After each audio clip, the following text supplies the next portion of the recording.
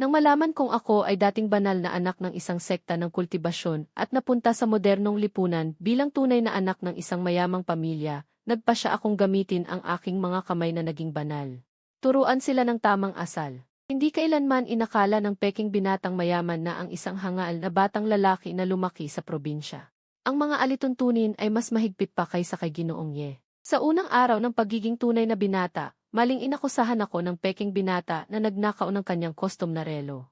Sinisi ako ng aking mga magulang ng mahigpit at pinalayas pa ako ng aking mga ate sa pamilya Ye. Sa sandaling iyon, nagsalita ako.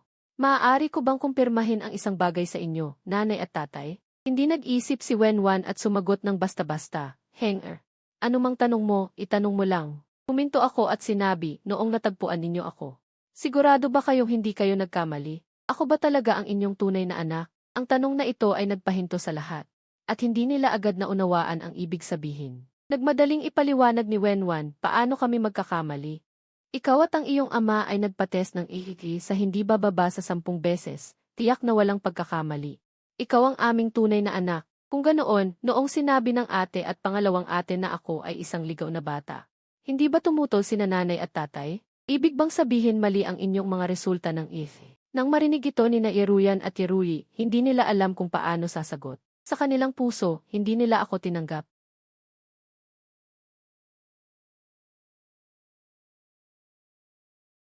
Mali ba ang sinabi ko? Hindi ka nakatanggap ng dekalidad na edukasyon, kaya nagawa mo ang ganitong bagay. Tiningnan ko si Yeruyi at nagpatuloy, kayong lahat ay may magandang edukasyon, kaya gusto kong malaman. Pagkatapos ng tinatawag na dekalidad na edukasyon, ba't kayo ay may matinding pagmamataas sa mga mahihirap o ordinaryong tao? At hinahamak sila? Wala akong ganoon. Pinaparusahan lang kita, hindi namin hinahamak ang mahihirap. Namula si Yeruyan sa sinabi ko. Kaya si ate ay humahamak sa mahihirap dahil sa akin, o hinahamak lang ako bilang isang mahirap, dahil nawala ng bagay ang mayaman. Tiyak na ninakaw ito ng mahirap. Hinahamak lang kita, hindi mo kinakatawan ang lahat ng mahihirap. Nagpupumilit pa ring magdahilan si Yeruyi. Sinabi ni nanay, tiyak na hindi mali ang ihi. Sinabi ni na ate at pangalawang ate na ako ay isang ligaw na bata. Ibig bang sabihin alam ninyong mali ang ihi at hindi ako ang inyong tunay na kapatid? Ngumiti ako ng malamig, sinabi ninyong dapat akong turuan ng tama at akusahan akong nagnakaw at hindi umamin. At sinisiraan si Iheng. Sabi ninyo masama ang aking pagkatao dahil lamang ako ay isang mahirap. Na walang magandang edukasyon, kulang sa moralidad, kaya ganitong gawain lamang ang magagawa ng isang walang pinag-aralan tulad ko. Ang dalawang ate ay nahiya dahil sa aking pagbanggit ng edukasyon at nawalan ng argumento. Sa pagkakataong ito, tiningnan ko si Yeruyi. Na tila ayaw pa ring sumuko at bumulong. Sa loob ng maraming taon, walang ganitong nangyari sa bahay. Bakit 2 araw pa lang akong bumalik, nangyari na ito? Pagkatapos, nagpatuloy ako. Kahit sina nanay at tatay ay akala ako ang may gawa, malamang dahil sa parehong dahilan tulad ng dalawang ate. Gustong tumutol ni na Ijeango at Wenwan. Ngunit hindi nila alam kung saan magsisimula at ang pakiramdam na ito ay nagpaalarma sa kanila. Totoo ba ang sinasabi ko? Hindi maaari, ako ang kanilang tunay na anak, paano ako magiging kasuklam-suklam sa kanilang mga magulang? Aking tunay na mga magulang at dalawang ate, bakit kayo, nang walang anumang ebidensya, ay naniwala lamang sa ilang salita ni Ehuaian? At agad akong sinisi. Sa loob ng 17 taon na ito, wala ako sa inyong tabi, bukod sa ugnayan ng dugo, ako ay isang estranghero. Wala kayong tunay na pagmamahal o paniniwala sa dugo, dahil hindi ninyo ako itinuring na kapamilya. Ginamit ni Ehuaian ang inyong pagmamahal sa kanya, at matalinong itinuro kayo na isipin na walang ibang gagawa nito kundi ako. Sa lugar, maliban sa kambal na ate na naguguluhan, ang iba ay tahimik. At nagbago ang kulay ng mukha ni Ehuaian. Ginamit niya nga ang inyong 16 na taong pagmamahal, di ba? Dahil siya ay inampon 1 taon matapos akong mawala. Nag-alala si Ehuaian at mabilis na nagsabi. Nanay, tatay, ate, pangalawang ate, hindi ko ginamit ang pagmamahal. Kahit ako ay huli. Ang 16 na taong pagmamahal ay hindi peke, kailangan pa bang gamitin ang pagmamahal na ito? Narinig ito ng ilan at tila makatuwiran. Ngunit umiling lamang ako ng walang magawa. Si Yeruyan ay sumimangot at nagsabi, kahit makatuwiran ang sinasabi mo. Hindi rin mali si Huayan. Bahagya akong yumuko, at nang itaas ko muli ang aking ulo upang tingnan ang lahat. Nagulat ang ilan nang makita na nawala ang aking pabayang ekspresyon. Pinalitan ito ng isang malamig at walang awang mukha na tila yelo ng libu-libong taon. Ang parehong mukha ay kayang magpakita ng dalawang ganap na magkaibang damdamin, kasama ang kambal na ate, lahat ay natakot sa aking ekspresyong ito. Na para bang ang kanilang dugo ay nagyelo, lalo na si Ehuayan. Hindi napigilan ang panginginig ng kanyang buong katawan, tila siya ay humaharap sa isang sinaunang mabangis na hayop. Muli akong nagsalita, ang boses ay napakalamig na tila nagiging yelo ang dugo. Yehuayan, napakalaki ng iyong tapang. Isang pangungusap lamang ay nagpatumba kay Yehuayan sa sofa. Una kong nais lamang gisingin ang pagmamahal ng aking mga ate at magulang at hindi gumamit ng ibang paraan. Ngunit ang ginawa ni Ehuayan, gawing malungkot din ako. Pagkatapos ay lumingon ako, sinabi sa mga magulang at mga kapatid. Ate nakatatanda, naaalala ba ninyo ang taon na nawala ako? Si Yeruyan at Yeruli ay yumuko, pusong-puno ng pagkakasala at hiya. Noong taong iyon ako ay 4 na taong gulang, ang ate ay 9, ang ikalawang ate ay 7. Ang kambal ay 2.5 pa lamang, 3 magkakapatid, sa ilalim ng proteksyon ng 9 na yaya at bodyguard. Sa playground, nawala nila ang nag-iisang anak na lalaki ng pamilya Ye. Matapos ang 1 taon at 5 buwan ng galit na paghahanap, natagpuan nila sa isang ampunan sa Ningzhao ang isang batang kamukha ko, at inuwi ng mag-asawa. Pinangalan ng Yehuayan, nangangahulugang inaalala ang anak. Ang 2 ate dahil nawala ang bunsong kapatid, ay umiyak ng hindi mabilang na beses, at nang makita ang batang kamukha ng kapatid, ibinigay nila ang pagkakasala sa bunsong kapatid. Lahat ay ibinigay kay Yehuayan. Sa totoo lang, sa kaibuturan ng kanilang puso, ang pag-aalala sa akin ay inilibing ng malalim sa paglipas ng panahon, hindi nangahas hawakan dahil sa takot na mawala ng pag-asa. Ang pamilya Ye ay hindi tumigil sa pagsisikap na hanapin ako. Sa halip, ang pagkakahawig at mga simulasyon ng paglaki ay nakatala sa buong bansa, ngunit sa loob ng 16 na taon ay walang balita. Ang mag-asawa at ang 2 ate ay inilagak lahat ng kanilang pag-aalala sa akin kay Yehuayan. Nang ang totoong ako ay bumalik. Sa halip, sa silid sa harap ay itinuring nila akong taong gustong paalisin si Yehuayan. Naramdaman ko ito. Kaya naisip kong gamitin ang pinakamalumanay na paraan upang gisingin ang kanilang malalim na pagmamahal sa dugo at laman. Noong mga panahong iyon, lahat kayo ay may alaala. Konti lang ang natatandaan ko, ngunit alam kong ang pangalan ko ay Yeheng, kaya hanggang ngayon iyon ang tawag ko sa sarili. Noong taong iyon ako ay 4 na taong gulang pa lamang nang iwan ko sina tatay at nanay at mga ate, hindi ba ninyo ako minsan naisip? Tinatanong ko si Yehuayan, hindi ba dahil sa pag-aalala sa akin nyo ako pinangalanan ng ganoon? Sa loob ng 17 taon na ito, hindi ninyo ako tinanong kung paano ako nakayanan. Nang marinig ito ni Yeruyan at Yeruli, ang kanilang mga mukha ay biglang namutla, tumingala sa akin na may masakit at balisang mga mata. Sa totoo lang, noong una akong bumalik, hindi sila nangahas hawakan ang sugat na ito sa puso, ngunit ngayon ang bunsong kapatid mismo ang nagbukas ng peklat na ito. Pareho silang natatakot at sabik malaman ang tungkol sa bata na nawala. Kung gaano karaming paghihirap ang dinanas ng batang lalaki. Hindi ko nais dagdagan ang sakit ng mga mahal ko, ngunit upang gisingin ang kanilang pagmamahal.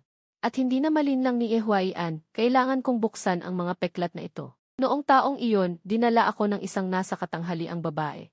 Sa isang baryo, hindi niya ako pinakain, umiyak ako ng gutom na gutom. Ang masamang lalaki sa kanyang bahay ay pinalo ako ng isang kahoy na patpat, napakasakit. Sumigaw ako ng kinanay ate, ngunit wala nang dumating para protektahan ako. Bawat palo ay gutom.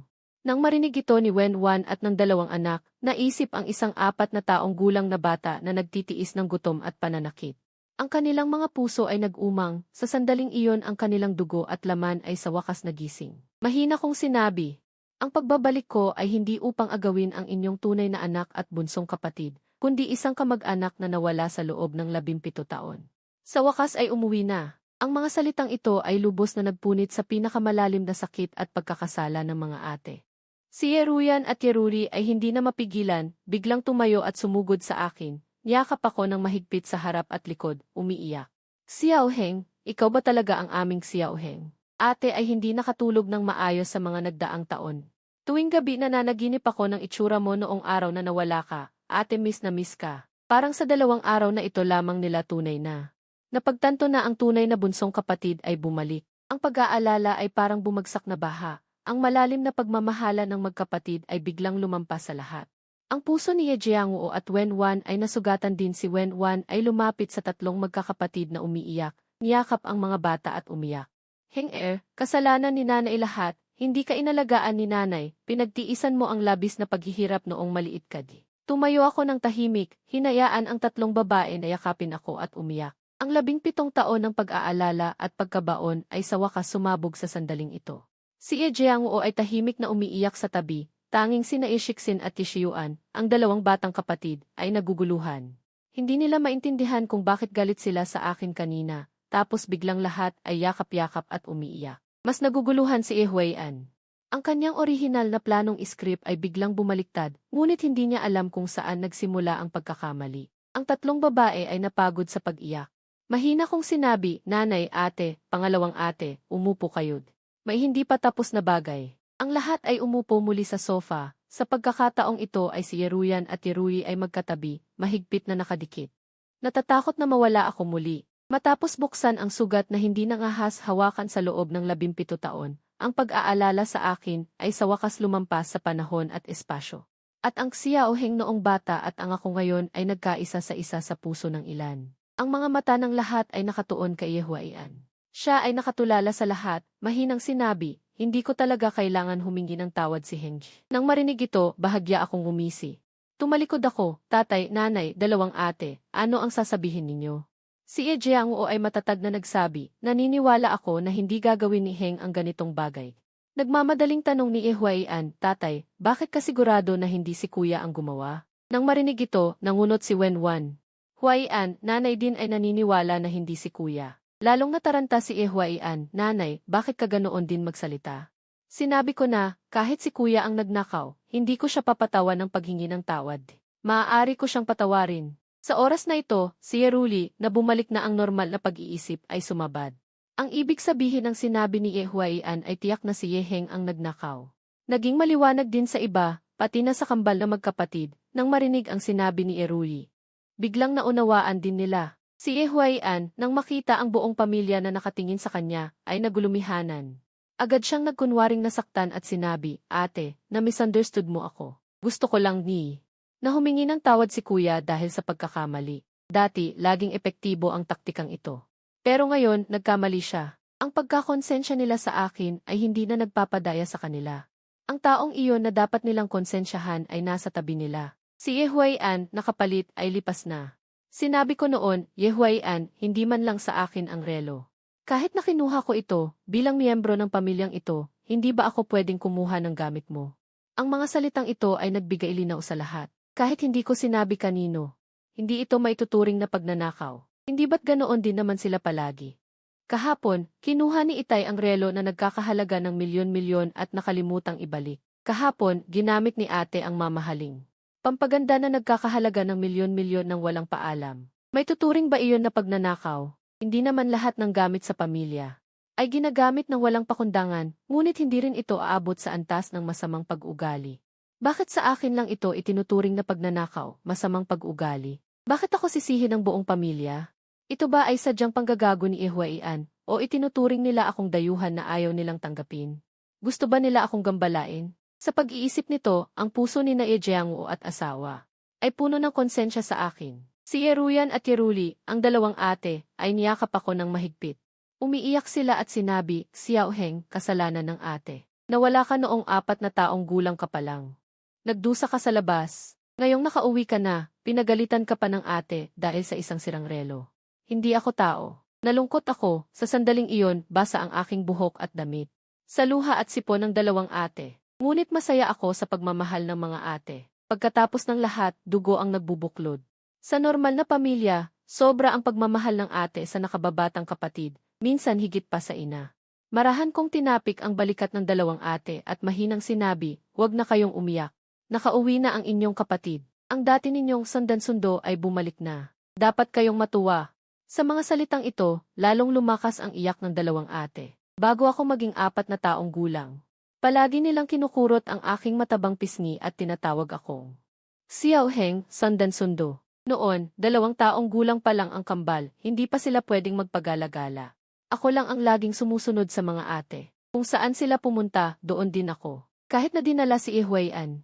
Inilipat ng mga ate ang kanilang damdamin sa kanya, ngunit ang sakit sa puso ay tuluyang naglaho sa kanilang mga bibig.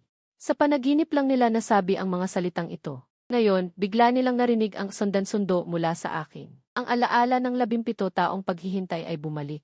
Nawala ng kontrol ang dalawang ate, niyakap ako at umiyak ng husto. Si Jiangwo at Wenwan nang marinig ang pamilyar na tawag, ay hindi rin napigilang umiyak. Nakita ko ito at sabi, ate. Aking mahal na ate, basa na ang damit ng kapatid sa inyong sipon at luha. Tumingin si Yeruyan at Yerui at nakita ang gusot-gusot kong buhok at damit na puno ng luha. Bigla silang napatawa. Pagkatapos, humarap ako sa kambal kong nakababatang kapatid na sina Ishiksin at Tishiyuan at Mumiti. Kayong dalawang maliit na daga na mahilig sa pagkain. Noong nawala ang kuya, napakabata ninyo pa para makaalala. Ngunit ang braso ko ay puno ng mga marka ng inyong pagnguya noong kayo'y bata pa. Habang sinasabi ito, itinaas ko ang aking manggas at ipinakita ang mahigit 10 mababaw na peklat. Ang 19 taong gulang na nakababatang kapatid ay spoiled at hindi komportable, ngunit matatalino. Tinanong ko sila kung alam nila ang pinagmulan ng mga peklat na ito. Umiling sila. Umiti ako at ipinaliwanag. Kayo ang kumagat sa akin, mga munting daga. Kami ba? Gulat na tanong ni Ishiksin. Paano mo nalaman na tinatawag kaming mga munting daga? Lumapit si Wenwan at pinitik ang noo ni Ishiksin, ipinaliwanag. Dahil noong nagingipin kayo, araw-araw ninyong kinakagat ang braso ng kuya. Kaya binigyan kayo ng mga munting daga na palayaw. Noong panahong iyon, sa kuya lang kayo kumakagat. Kapag hindi, umiiyak kayo ng walang tigil. Si Ahing lang ang nagpapatulog sa inyo sa pamamagitan ng pagpapakagat sa braso. Nagluluha na si Wenwan. Simula nang mawala ang inyong kuya, hindi na ninyo makagat ang kanyang braso. Bawat gabi, umiiyak kayo hanggang sa mapagod at makatulog. Hanggang ngayon, hindi kayo makatulog ng maayos. Doon nagsimula iyon. Naunawaan na ni Ishiksin at Tishiyuan. Ang mga peklat sa braso ko ay gawa nila. Ang mga munting daga ay palayaw na ibinigay ng kuya. Ang ugat ng kanilang hindi mapakali na pagtulog ay dahil sa pag-alis ng kuya. Kahit hindi nila ito mapaniwalaan. Ang pakiramdam ng dugong nagbubuklod ay nagtulak sa kanila na yakapin ako. Kuya, ikaw talaga ang aming kuya, sabi ng dalawang nakababatang kapatid, nakatingin sa akin. Marahan kong hinagod ang kanilang mga ulo at niyakap sila. Mga munting daga, nakauwi na ang kuya. Sa mga taong ito, tuwing nakikita ko ang mga peklat sa aking kamay, naaalala ko kayo, mga kapatid. Gusto ko nang umuwi. Natatakot akong hindi kayo makatulog ng maayos, ngunit kung minsan, hindi ko rin alam kung saan ang aking tahanan. Hindi ko mahanap ang daan pa uwi. Ang malulungkot na salita ay nakaantig sa dalawang nakababatang kapatid na babae. Mahigpit nila akong niyakap. Pagkatapos kong aliwin ang damdamin ng pamilya, lumingon ako kay Yehuayan. Ang nasa isip mo lang ay ayaw mong ako, ang tunay na tagapagmana ng pamilya ay bumalik. Dahil dito, nagmadaling magdahilan si Yehuayan. Ngunit ako'y nainip na. Noon ay nagtanong ang panganay na kapatid na si Yeruyan. Si Xiaoheng, ano pa kaya ang gusto niyang gawin? Pagkarinig ko, nagpaliwanag ako. May dalawang dahilan. Ang una, sasabihin ko sa mga susunod na araw. Ang pangalawa ay simple. Kung wala ako, matatamasa pa rin niya ang kayamanan at karangalan ng pamilya. Ang aking paglitaw ang pinakamalaking banta para sa kanya. Nagulat si Yeruyan. Impossible. Sinabi namin sa kanya na ituturing pa rin namin siya tulad ng dati. Huwag siyang makaramdam ng pag-aalala. Buntong hininga akong nagsabi, ate, hindi mo naunawaan ang pag-iisip ng mga nasa mababang antas ng lipunan. Mula noong ako'y 4 na taong gulang, sa loob ng 17 taon na ito, araw-araw akong nasa bingit ng gutom at kamatayan. Noong bata pa ako, maghihintay ako buong araw sa tabi ng basurahan para lang makakain ng isang tinapay na itinapon ng iba. Ang mga salitang ito ay nagulat sa mag-asawang sina Jiangwo at Wenwan at lalong nasaktan sina Yeruyan at Yerui. Biglang sumigaw si Yeruyan kay Yehuayan, ikaw na walang hiya. Ang tunay kong kapatid na lalaki ay kumakalkal sa basurahan. Para lang sa isang pirasong tinapay. Ilang taon pa lang siya. Samantalang ikaw, sa aming tahanan, kumakain ng mamahaling pagkain. Nakasuot ng magagarang damit, hindi ka pa kontento. Umuwi na siya. At gusto mo pa siyang palayasin. Napakasama mo. Nagulat si Yehuayan habang nakatingin. Kay Yeruyan na sumisigaw sa kanya. Sa loob ng maraming taon, ito ang kauna-unahang pagkakataon. Noon, ang mga taong ito sa pamilya. Hindi pa sila sumigaw, kahit ang normal na pagsasalita ay natatakot silang matakot ito. Ang iba pang miyembro ng pamilya ay nagkatitigan kay Yeruyan. Puno ng sama ng loob na sinabi ni Yehuayan, ate, sinigawan mo ako. Dati, ikaw ang pinakamamahal sa akin. Ngayon, galit ka na ba sa akin? Kung ganoon, aalis na lang ako. Basta hindi ka magagalit, maaari na akong umalis. Biglang natahimik si Yeruyan. Noon, itinaas ko ang aking kamay at bahagyang pinababa. Alam mo ba kung bakit dati ka pinakamamahal ni ate at hindi kanya sinigawan? Pati na ang iba sa pamilya ay laging pinapalayaw ka. Ang lahat ng nagmamahal sa iyo sa pamilya ay hindi talaga ikaw. Alam iyon ng bawat isa, noon lang ay ayaw nilang sabihin. Natatakot silang hipuin ang sugat sa kanilang puso. Ang minamahal nila ay talagang kanilang anak at kapatid na lalaki. Ngunit sigurado ka ba na ang anak at kapatid na iyon ay si Ye Huaian at hindi ako? Si Ye Huaian sa pagkakataong iyon ay wala ng lakas ng loob na magpatuloy sa pagdadahilan. Nanlalamlam ang mukha, umupo siya na nakayuko, hindi gumagalaw. Tumingin ako sa paligid at sinabi, "Nanay, tatay, dalawang ate, ang ginawa ninyo ay talagang mali. Ang resulta ay ang inyong tunay na anak at kapatid ay nagugutom pa rin na parang aso at pumipitas sa basura.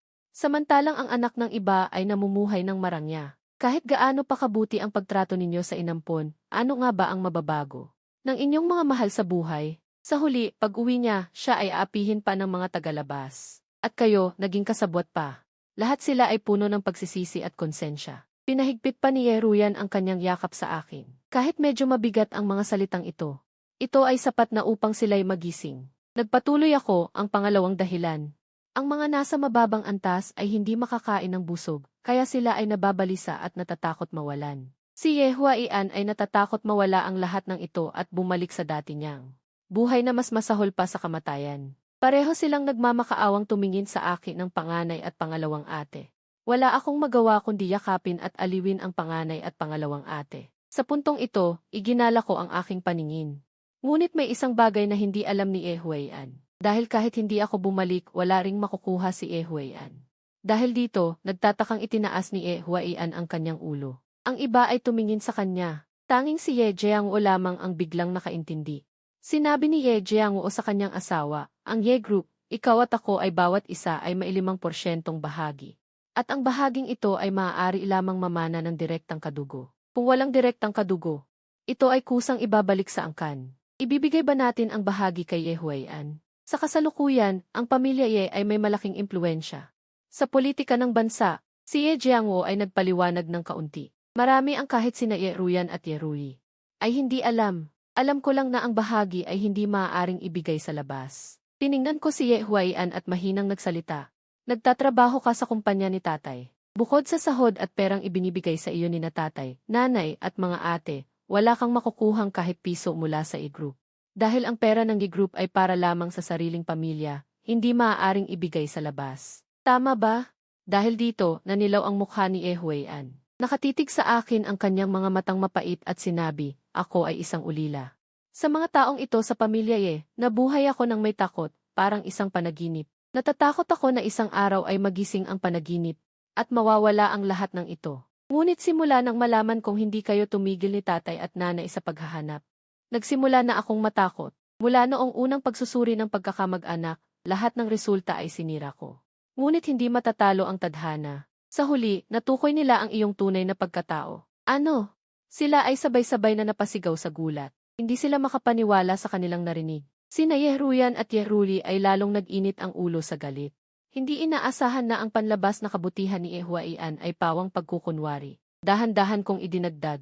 May mga bagay pa siyang hindi inilalantad. Maya-maya sasabihin ko sa iyo. Si Ye Rui ay tumingin sa akin at bumulong.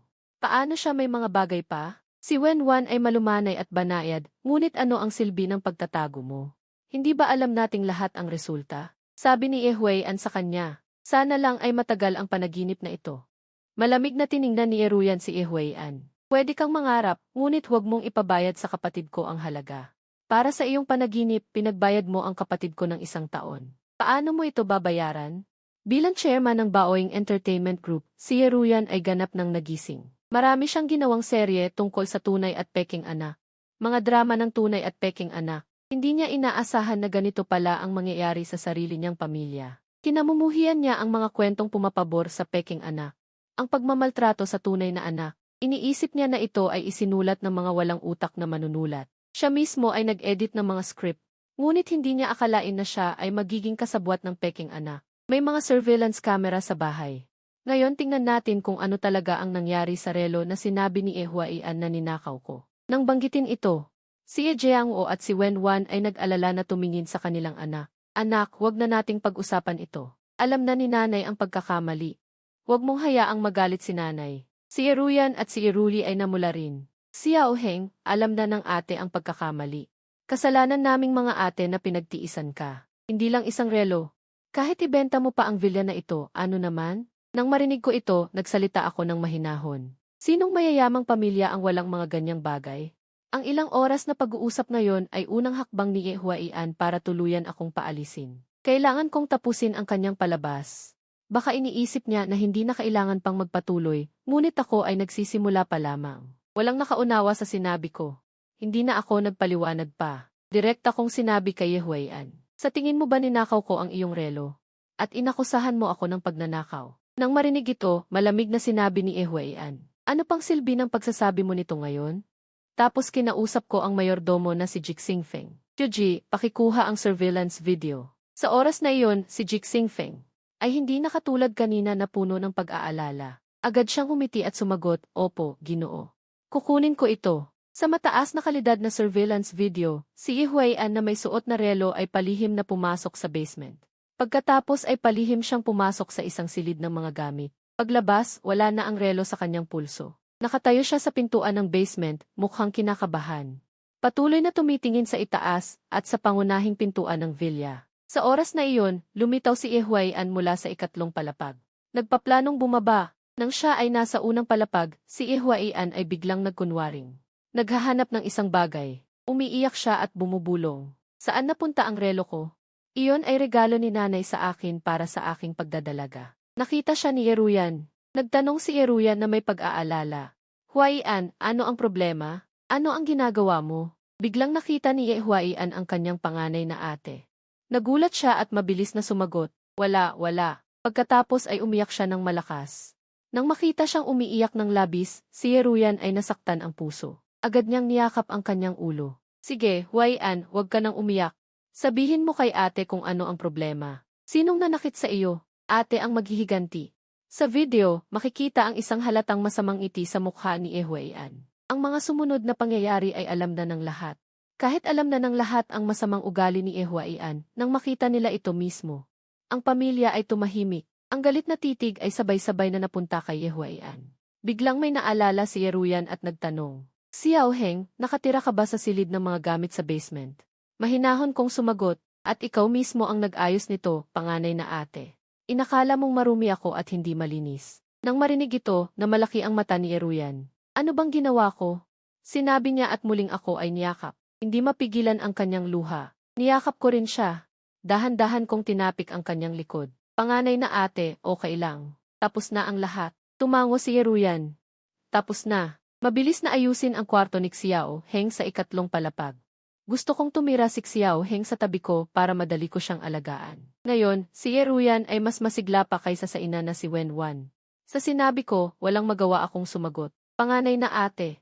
21 na akong taong gulang. Hindi na ako nangangailangan ng alaga ng ate. Pero nagpumilit si Yeruyan. Hindi, Xiao Heng. Nawala sa akin ang 17 taon ng pagmamahal sa iyo. Hindi kita nasamang lumaki. Gusto ko lang na alagaan kita ng ilang panahon. Ang kanyang mga mata ay puno ng pag-asa. Sumunod na nagsalita si Ruli. Xiao Heng. Pangalawang ate ay nasa tabi ng panganay na ate. Bigyan mo rin ako ng pagkakataon na alagaan ka kasama ni panganay na ate, okay? Natawa na lang ako sa hitsura ni Jiangwu at Wenwan. Ang luha ni Wenwan ay hindi mapigilan. Iniisip niya ang kanyang anak. Ang 17 taon na ito ay napakahirap. Pag-uwi ng kanyang anak, ano ba ang nagawa niya? Ang kanyang anak ay nawala noong 4 na taong gulang. Isang himala na nabubuhay pa siya. Ngunit ang kanyang puso ay puno ng walang hanggang pagkakasala. Nang makita ako, si Wenwan ay nagpunas ng luha at mahinang nagsabi, Anak ko. Manatili ka muna sa ikatlong palapag, alagaan ka ng 2 mong ate, at ako'y magiging payapa. Narinig ko ito, kahit medyo ayaw ko, tumango na lang ako. Pagkatapos ay sinabi ko sa lahat. Ngayon ay gagawa ako ng mga kaayusan. Lahat ay tumingin sa akin, nagtataka kung ano ang sasabihin ko. Sinabi ko kay Huaian, kahit wala tayong dugo, hindi naman mahalaga, dahil 16 na taon tayong magkasama. Kahit hindi ka bibigyan ng angka ng yen ng anuman, maaari tayong maging masasayang kapatid habang buhay. Ngunit, ang iyong pag-ugali ay nagpabigo sa akin. Sa sandaling iyon, biglang sumugod si Huaian kina Jiangwu at Wenwan. Lumuhod at sumigaw, Tatay, Nanay, huwag ninyo akong iwan. Nagkamali ako, hindi ko dapat inggitin at isira ang aking kuya. Pakiusap sa mga taong ito, patawarin ninyo ako. Sa pagkakataong ito, si Wenwan ay tumingin kay Yehuaian, ngunit wala ng pagmamahal sa kanyang puso. Ginamit niya si Yehuaian upang ilagay ang kanyang pananabik sa anak, ngayon ay nasa tabi na niya ang anak. Ang kanyang isip ay nasa akin na. Hindi tumingin si Wenwan kay Yehuaian, kundi tumayo at umupo sa tabi ko. Iniabot ang kamay, hinawakan ang aking mukha at pinagmasdan, hindi sapat ang tingin. Nahiya ako sa kanyang tingin. Nahihiya kong sinabi, Nanay, bakit mo ako ganyan tinitigan? Marahang niyakap ni Wenwan ang aking ulo sa kanyang dibdib. Hindi kailangan ng nanay na maging magaling ka, basta payagan mo akong manatili sa tabi mo. Makalipas ang ilang sandali, itinaas ko ang aking ulo upang aliwin si nanay. At tumingin kay Yehuaian na nakayuko at nakaluhod, sinabi, Yehuaian. Itinaas ni Wenwan ang kanyang ulo, ang mga mata ay payapa ngunit may kaunting galit. Hindi ko pinansin ang kanyang galit at nagpatuloy. Kung magagawa mong magkaroon ng maayos na pag-iisip at maging mabuti, maaari sana tayong maging mabuting magkapatid habang buhay. Ngunit ngayon ay hindi na posible. Ang iyong pagkukunwari at tusong pag-iisip marahil ay mula sa iyong tunay na mga magulang. Ito ang mana mo. Gayunpaman, nais ko pa ring bigyan ka ng pagkakataon.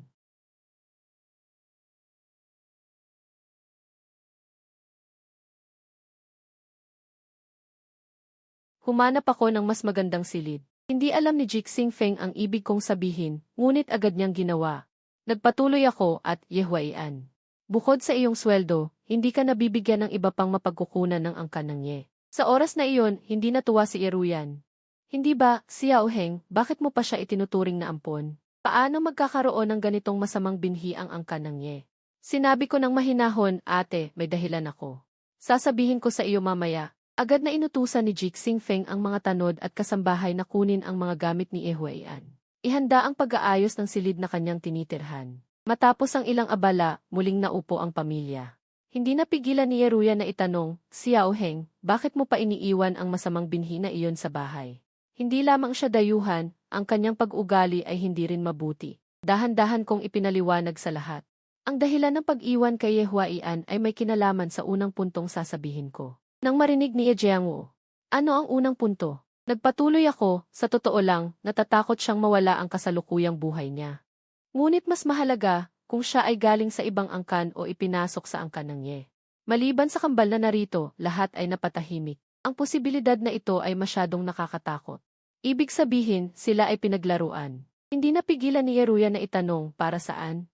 Naalala ni Wenwan, noong mawala ka, naghanap kami sa lahat ng dako. Halos buong bansa, ang impormasyon ni Yehuaian ay nasa gitna, hindi na ma'am.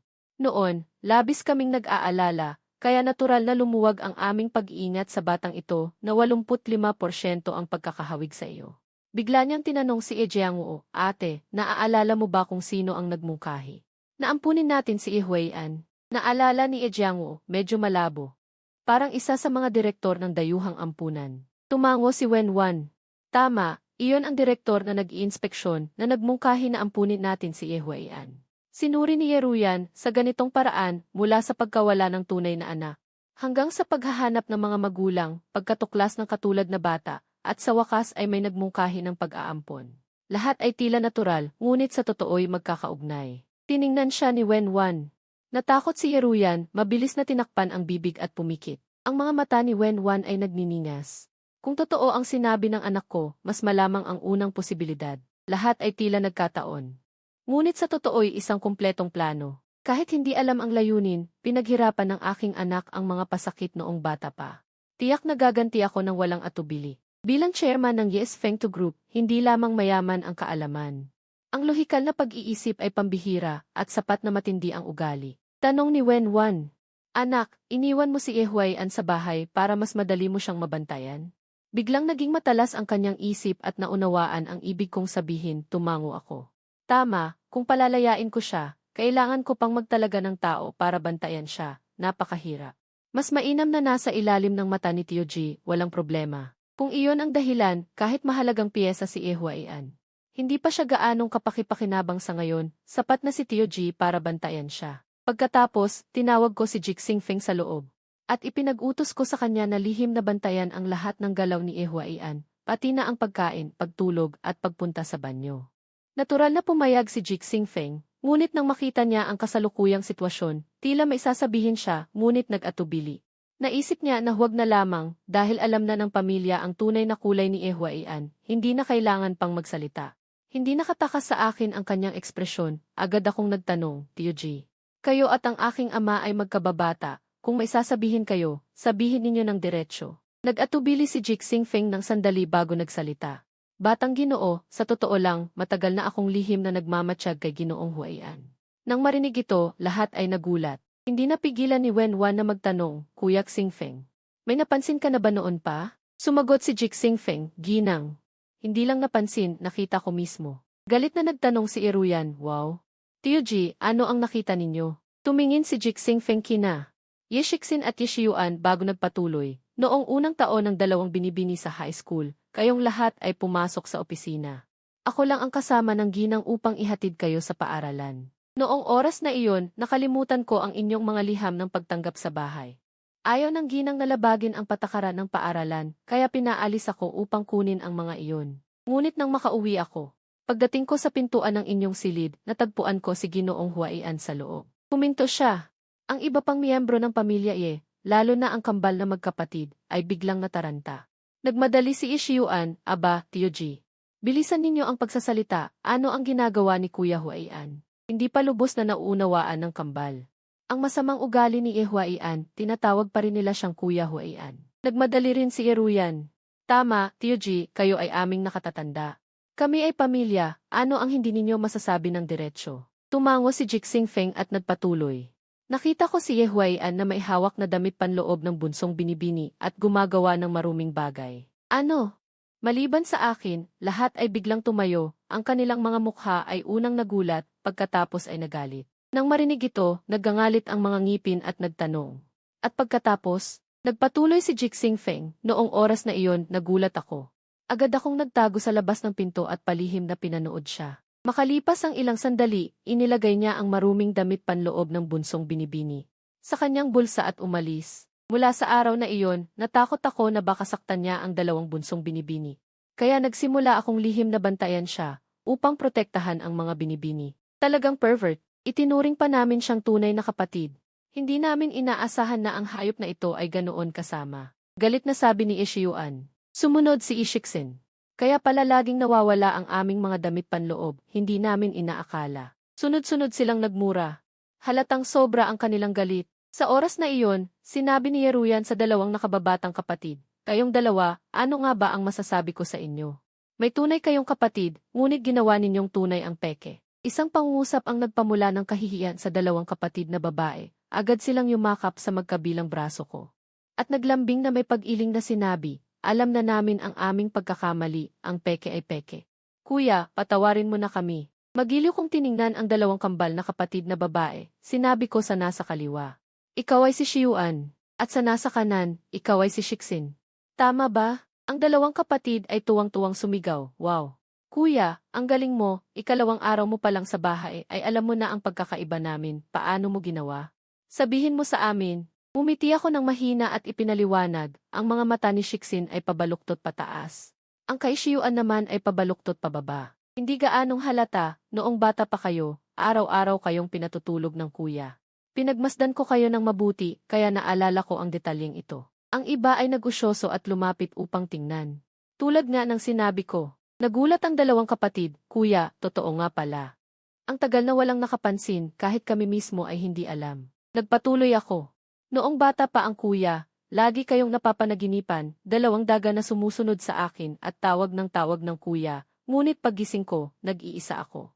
Ngunit nagpasiya akong mabuhay, isang araw ay maririnig ko muli ang inyong tawag na kuya. Nang marinig ng dalawang kapatid ang aking alaala, naantig sila at niyakap ng mahigpit ang aking braso. Ang iba pang miyembro ng pamilya ay naantig din, at lihim na nagpasya na mahalin ako ng higit pa sa natitira nilang buhay. Umubo si Ejeanguo upang basagin ang katahimikan. Anak, 2 araw ka pa lang sa bahay. Hindi ko pa nasasabi sa lolo mo at sa iba. Mamaya tatawagan ko sila, magkataon na susunod na linggo ay kaarawan ng lolo mo, alam na niyang umuwi ka na. Baka gumaling pa siya, agad na tumalon ang kambal na magkapatid sa tuwa. Marami na namang mapapamaskuhan, yayaman na. Sandali lang. Araw na ito ng kaarawan ni Ejeanjun, ang matandang patriarch ng pamilya Si Ye Jianjun at ang kapatid niyang si Ye Shuxing ang itinuturing na pundasyon ng angkan. Puno ng mga anak at apo, may 5 lalaki at 1 babae si Ye Jianjun, at mas marami pa sa susunod na henerasyon, mahigit 10 bata. Ganoon din ang mga anak at apo ni Ye Shuxing. Tuwing kaarawan ng magkapatid, buong angkan ng Ye ay nagiging masaya at maingay. Ang kaarawan ngayong taon ay ibang-iba sa mga nakaraang taon dahil ako, na nawawala sa labas, ay natagpuan na. Mahalaga ito sa magkapatid. Nagpaalam sila ng maaga sa lahat ng miyembro ng angkan na nasa labas, dapat dumalo sa araw ng kaarawan, itabi ang lahat ng bagay. At sinabi sa kanila na sa araw na ito ay mag-imbita ng maraming dakilang tao, mula sa politika at negosyo, magandang pagkakataon upang palawakin ang network. Ang pagtuturo ng pamilya Ye ay napakatagumpay. Kahit may mga pilyo sa pamilya, lahat ay sumusunod sa paggalang sa magulang, ito ang susi sa tagumpay. Dumating ako kasama ang aking pamilya sa mansyon. Ang malaking mansyon sa maliit na bundok, ito ang teritoryo ng pamilya Ye. Mula sa paanan ng bundok, makikita ang ilang mga villa na nakatago sa kagubatan. Ang aming pamilya at mga bodyguard ay nahati sa 8 sasakyan. Dumating sa banal na manalo ng hiyas na mansyon sa Kikseslo. Ang mansyon na ito ay pag-aari ng angkan ng Ye. Mula sa simula ay hindi nila binalak na ibenta ito sa labas. Ang lahat ng titulo ng villa ay nasa ilalim ng pangalan ng Ye. Ang buong Kikseslope ay isang malaking mansyon, sa loob ay marami pang maliliit na mansyon na nakapag-iisa. Tumayo ako sa harap ng pinakamalaking maliit na mansyon, tumingala sa napakalaking villa, puno ng damdamin at pag-alaala. Talagang mayaman, sobrang yaman. Nang makita ko ang biglang grupo ng mga tao, nagulat pa rin ako. Kahit na ipinakilala sa akin ng aking mga magulang ang mga miyembro ng pamilya iba ang makita kaysa marinig. Iba't ibang mga tingin ang sumusuri sa akin. Pinangunahan ako ni Pinlian upang ipakilala ang angkan ng Ye. Tatay, ito ang inyong apo, si Ye Heng. Patuloy na sinabi ni Pinlian, Heng, ito ang iyong lolo, lumapit at yumuko sa kanya. Nakilala ko agad ang matandang nakaupo sa wheelchair. Ito ang aking lolo na si Ye Jianjun. Agad akong lumakad ng mabilis. Dumating sa harap ng matanda. Nang pilit na itinaas ng matanda ang kanyang ulo, lumuhod ako sa 2 tuhod at marahang sumandal sa mga hita ni Ye Jianjun. Nakatingin sa mga mata ng aking lolo, masayang sinabi, Lolo, ang inyong apo na si Ye Heng ay bumalik na. Ang resulta ng psyche test ay lumabas na. Nakita na ito ni Ye Jianjun at Ye Shuxing, kinumpirma na ako ang kanilang nawawalang tunay na apo. Nanginginig na tumango si Ye Jianjun. Nanginginig ang boses, mahal kong apo, mabuti naman at nakabalik ka. Ang hirap ng dinanas mo sa mga taong ito. Hayaan mong lolo kitang tingnan ng mabuti. Itinaas niya ang aking mukha, sinuri ng mabuti. Sa loob ng malaking bulwagan, mahigit 200 tao ang tahimik. Pinagmamasdan ang mainit na pagtitipon ng lolo at apo. Matagal na sandali, bumuntong hininga si Ye Jianjun. Inutusan ako ng iyong lola bago siya mamatay na bantayan ang mga inapo. Walang dapat mawala kahit isa. Hindi ko nagawa, pasensya na. Pinagtiisan ka sa labas ng maraming hirap. Mabuti na lamang at may mata ang langit, sa wakas ay nakabalik ka. Wala na akong pagsisisihan. Bigla akong nagtanong, Lolo, gaano nakatagal kayo naka-wheelchair? Sumagot si Ye Jianjun ng basta-basta. Hinawakan ko ang kamay ng aking lolo at seryosong sinabi, ang oras na nakaramdam kayo ng hindi maganda sa katawan ay 16 na taon na ang nakararaan, tama ba? Sinabi ba ng doktor na ito ay dahil sa maraming taon ng pagod at hindi na mababawi? Nagulat si Ye Jianjun sa narinig. Tama, mahal kong apo, marunong ka ba ng medisina? Paano mo nakita ang sakit ng lolo sa pamamagitan lamang ng mga mata? Madilim ang aking mukha, Lolo, hindi kayo may sakit, kayo ay nalason. Sa sinabing ito, nagkagulo ang bulwagan. Agad na sinabi ni Epinyan, Heng, kung hindi mo alam, huwag kang magsalita ng walang katuturan. Maraming dalubhasa mula sa loob at labas ng bansa na nakakita na sa iyong lolo at na-diagnose na ito ay dahil sa pagod. Sa oras na iyon, bumalik din si Ouyang Chengtai at pinayuhan. Heng, ako ang iyong tiyahin. Ang pagsasabi mong nalason ang iyong lolo ay napakahalaga, dapat maging maingat ka. Sa oras na iyon, mahinahong sinabi ni Ye Jianjun, ano man ang gustong gawin ng aking apo, susuportahan ko ito ng walang kondisyon. Naginaw ang aking puso, pagkatapos ay sinamahan ko ang aking lolo upang suriin ang mga lugar na kanyang pinupuntahan araw-araw. Makalipas ang 1 oras, bumalik ang lahat sa bulwagan, sabik na malaman ang resulta. Pumiti si Ye Jianjun at tinanong ako ng mahinahon, mahal kong apo, may nakita ka bang paraan? Ako, ang kanyang tunay na apo. Nakita na ng apo, ngunit mabuti na lang ang paraan ng taong naglason. Ay nasa loob pa ng kakayahan ng mortal. Kaya ko kayong gamutin. Sa sinabing ito, bigla naging interesado ang lahat. Sa mga nakaraang taon, ang matandang Ginoo ay laging naka-wheelchair. Kahit hindi siya nagreklamo, lahat ay nakikita ang lungkot sa kanyang mga mata. Ang malungkot na katahimikan ng isang bayani ay nakakadurog ng puso. Ang mga anak ng angkan ay madalas na nakikita ang matandang Ginoo na nakaupo sa gazebo buong maghapon. Si Ye Fengying, anak ni Ye Jianjun, ay isang dalubhasa sa biomedicine. Siya mismo ang gumawa ng programa ng pangangalaga para sa kanyang ama. Ngunit halos walang epekto. Lahat ay napipilitang manood lamang. Samantalang si Ye Jianjun ay pinahihirapan ng sakit, mabilis na tumatanda. Umiti ang matandang Ginoo at nagtanong, "Mahal kong apo, gusto mo bang humanap ng tahimik na lugar?" Naiintindihan ko ang iniisip ng aking lolo, natatakot siya na kung hindi ako makapagpagaling ay mahihiya ako. Kaya agad kong sinabi, "Hindi na kailangan, lolo. Sandali lang. Tingnan ninyo na lang. Gagawin ng inyong apo na tumayo kayong muli sa harap ng lahat."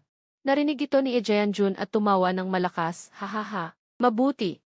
Naghihintay si lolo na tumayo saglit, kaya iminungkahi ko, "Lolo, pumunta tayo sa tabi ng lawa para gamutin. Sa pagtingin mo sa lawa at tanawin, gaganda rin ang iyong kalooban." Tumango siya bilang pagsang-ayon. Ang lahat ay nakatingin sa malayo sa lolo at apo sa tabi ng lawa. Sa nalalabing liwanag ng paglubog ng araw, ang tanawin ay napakaganda. Biglang may puting tableta na lumitaw sa aking kamay. Ang masangsang na amoy ng gamot ay malinaw na naamoy ng mga tao, kahit 50 metro ang layo. May sumigaw, ano ito? Ang bango." Ngunit ang sumunod na pangyayari ay yumanig sa pananaw ng lahat ng naroroon. Si Ye Jianjun ay napatingin sa tableta na biglang lumitaw sa aking kamay, lumiit ang kanyang mga mata.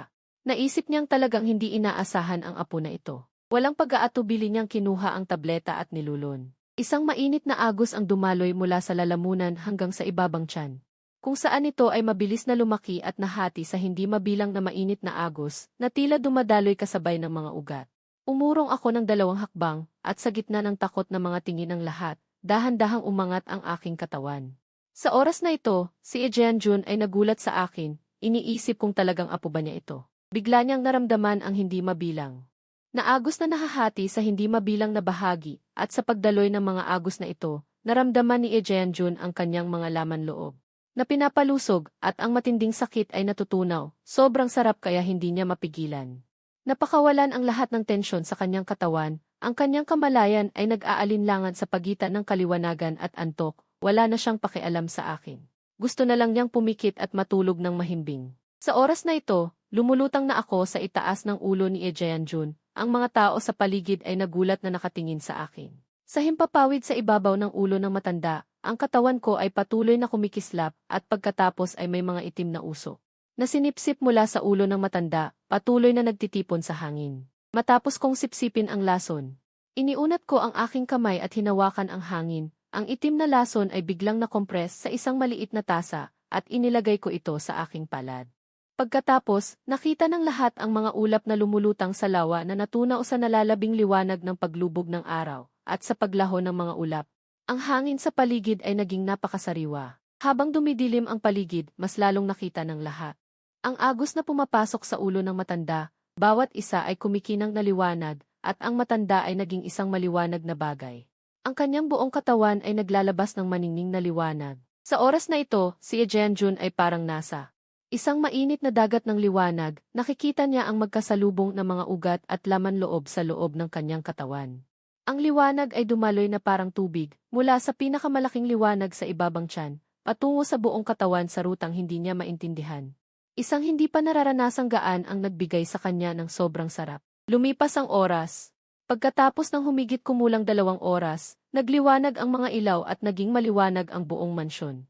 At ang lawa ng Yonfeng ay naliwanagan na parang araw. Gayunpaman, sa 200 tao na naroroon walang kibo. 10 minuto na ang lumipas mula nang mawala ang kakaibang pangyayari, at ang matanda ay hindi pa rin gumagalaw sa kanyang wheelchair. Sa gitna ng pagkalito at pagkabalisa ng lahat, iniunat ni Ye Jianjun ang kanyang 2 kamay. Tinapik ang mga armrest ng wheelchair at matatag na tumayo. Tumayo siya. Matapos ang isang sigaw ng gulat ng lahat, nagtakbuhan sila palapit, at pagkatapos ay natigilan. Ang matanda na mahigit 80 taong gulang, may puting maikling buhok, at mahinang katawan dahil sa mga taon ng paghihirap mula sa lason. Lahat ng ito ay nawala. Ang puting maikling buhok ay naging mahabang itim na buhok. Ang matandang kutis ay naging mamula-mula, mukhang 50 taong gulang lamang, hindi na yumuko at mahina ang katawan. Ang kanyang mga mata ay hindi na malabo, sa halip ay naging maliwanag at masigla. Si Shoxing ay mabilis na lumapit. Kay Jianjun, pinagmasdan siyang mabuti, ang kanyang mga mata ay unti-unting nag-iba mula sa pag-usisa tungo sa kagalakan. Hanggang sa hindi mapigil ang labis na kasiyahan, sa kanya niyakap si Jianjun at sumigaw ng may pananabik, pangalawa. Ha ha ha, pangalawa, mabuti, mabuti. Si Shoxing na mahigit 80 taong gulang ay maraming beses nang nabaliw, inakala niyang wala nang makakaganyak sa kanyang damdamin. Ngunit ang eksenang ito ay talagang nagpabago sa kanyang pananaw. Nakikita ng sarili niyang mga mata ang kanyang kapatid na bumalik sa kabataan. Ito ay nakakabaliw na sa matandang ito na malapit ng maging 80. Ang 200 mata na naroroon ay nakatitig sa akin ng may init, ang kakayahang magpabalik ng kabataan ay halos maladyos. Si Ye Fengying ay dumating sa aking harapan kasama ang 4 na eksperto sa biomedisina mula sa kanyang laboratorio. Nang makita si Ye Fengying, ako ay kusang bumati. Tia Fengying, tama ba? Magandang araw, Tia. Natigilan si Ye Fengying at tinanong. Feng-er, kilala mo ba ako, Tia? Ipinaliwanag ko, bago dumating si Tia, ipinakilala sa amin ng mga magulang ang mga pangunahing kamag-anak sa pamilya, mayroon silang mga litrato roon, kaya syempre alam ko na ikaw si Tia Ye Fengying. Napansin ko ang mga matatandang kasama ni Ye Fengying, kaya direkta akong nagtanong. Tia, ang mga ito ba ay mga kasamahan mo sa trabaho? Hindi pa natatapos ang aking mga salita, isang matandang babae na mahigit 70 taong gulang ay nagmamadaling lumapit sa akin, hinawakan ang aking kamay, at ang kanyang mga mata ay mapagmahal na tumingin sa kanyang apo. Ako ay nagsalita ng hindi sinasadya, bagaman dapat kitang tawaging Lola, hindi ako ang tunay mong apo. Lola, nagkakamali po kayo. Napahiya ang matandang babae at ngumiti. Agad na nagpakilala si Ye Fengying. Feng-er, ito si Lola yun na kasamahan ni Cha sa laboratorio. Magandang araw po, Lola yun. Magalang akong bumati. Sige, sige, ang gwapo naman ng binatang ito, sabi ni Yunyuela ng may kabaitan. Narinig ko sa lolo mo na 21 ka na. Lola yun, nawala noong sanggol pa ako. 17 taon, tiyak na marami kang pinagdaan ng hirap. Napabuntong hininga si Yunyuelan. Ang anak na hiwalay sa ina ay mas masahol pa sa damo. Magkaibigan kami ng tunay mong lola mula pagkabata. Sa kasamaang palad, nang mawala ka, nagkasakit siya dahil sa labis na pag-aalala sa iyo. Noong pumanaw ang lola mo, dapat ay nasa edad ka na para pumasok sa paaralan. Nakikita niya ang ibang mga bata na pumapasok sa eskwela. Ngunit wala pa ring balita tungkol sa iyo. Lalong lumala ang sakit ng lola mo. Sa huli, hindi na niya kinaya. Noon ko lang naunawaan ang tunay na dahilan ng pagkamatay ng lola ko. Ako pala ang dahilan.